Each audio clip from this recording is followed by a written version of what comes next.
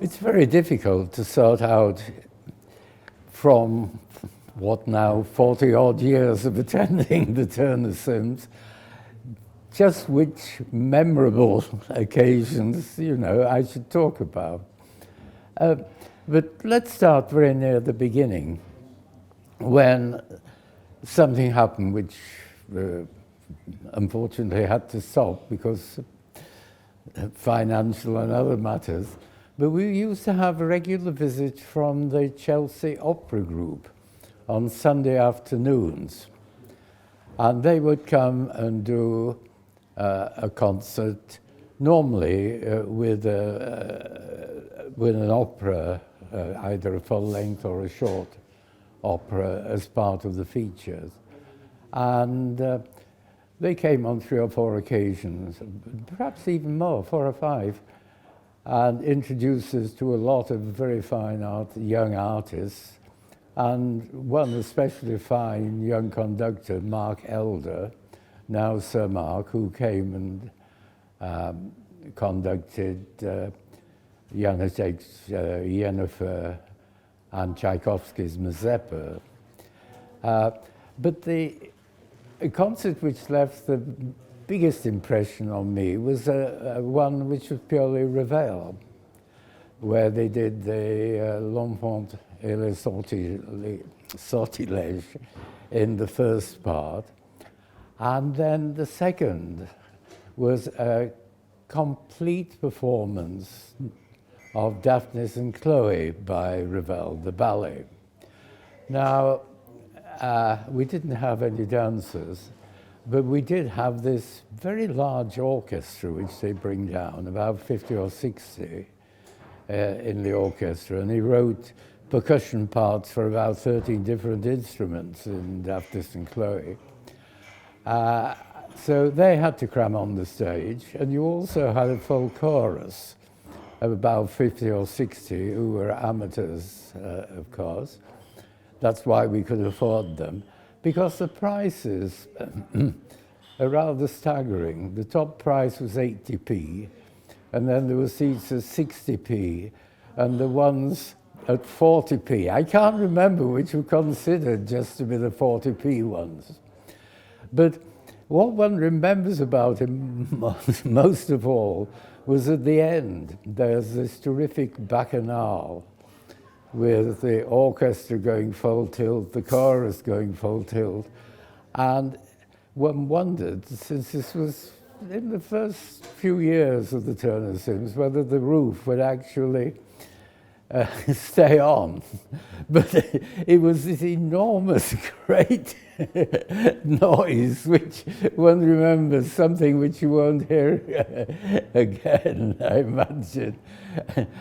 And it was in the days when we had the organ, I think, so they had to fit in all this mass forces around the organ.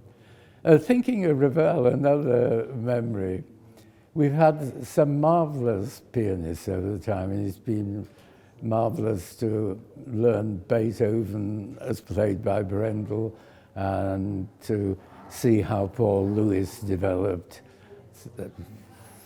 over the years when he used to come very regularly and played all the Schubert and the Beethoven. But we did have one Ravel specialist, who was Vlado Perlmutter, who came when he was, I think, 83 or 84. And one wondered what it would be like. This old man wandered onto the stage, head first. He was very tall, if I remember correctly, and the head appeared quite a time before the legs. And the first half was Beethoven and Chopin, and one marvel that he could still remember everything.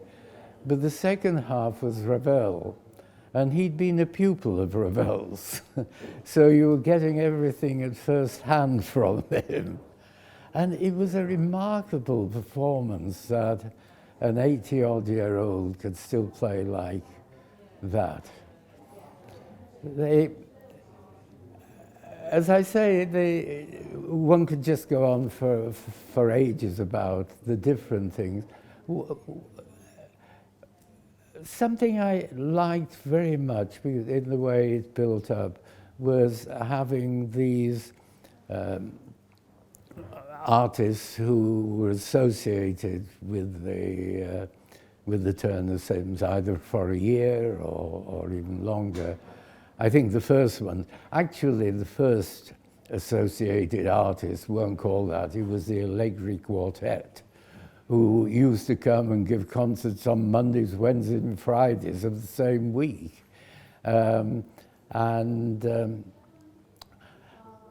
But then later we had, first of all, the Leopold Trio with Lawrence Power then as just one of the three.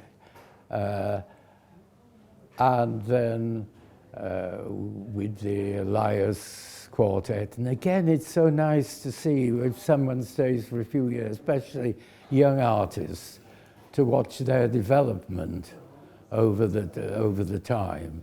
That was a very exciting time. And well, more recently we had the Viennese piano trio, the Vienna,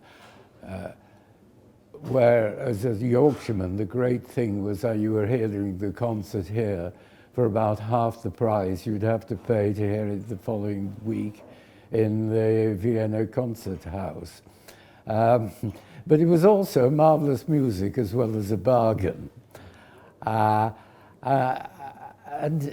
if they stay like that, one learns a lot about a particular repertoire. Either it's the piano trio, the string trio that we had originally, the piano trio with the Vienna players, or the quartets, where they could bring the quartets that they like so much.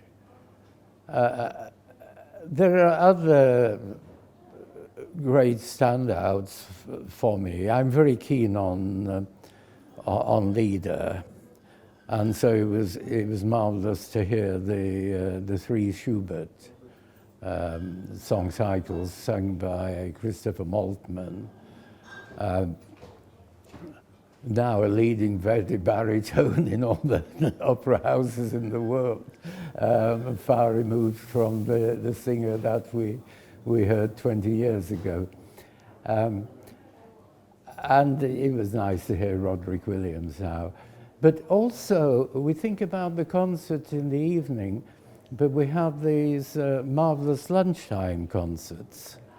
And again, if anyone was there, they would not forget Sir John Tomlinson's appearance to sing the Shostakovich settings of sonnets by Michelangelo. Sir John had been singing Wotan all over the world, and perhaps his voice was a little large for the Turner Sims, but it was marvelous to have the chance of hearing him. And if we had the Wotans, we also had a Brunhilde from the Metropolitan. The Vice-Chancellor Gower, who had a great deal to do with establishing the Turner Sims, and was a very keen concert goer himself, used to regularly attend the concerts here, had been giving an honorary degree at Liverpool University. And along with Gower, there was a Liverpool lass, Rita Hunter, who was the Brunhilde at the Coliseum in London, the Met in New York, and everywhere else. And he said, "You must come to our new concert hall." And she said, "Yes, I will do. I'd love to do it." And she came, charging no fee, and gave a concert for the proceeds of the hall.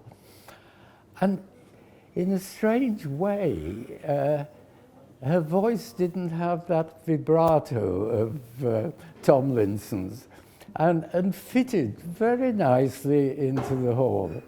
And it was very memorable, that. But one could go on for a long time, and I think we'd better stop there.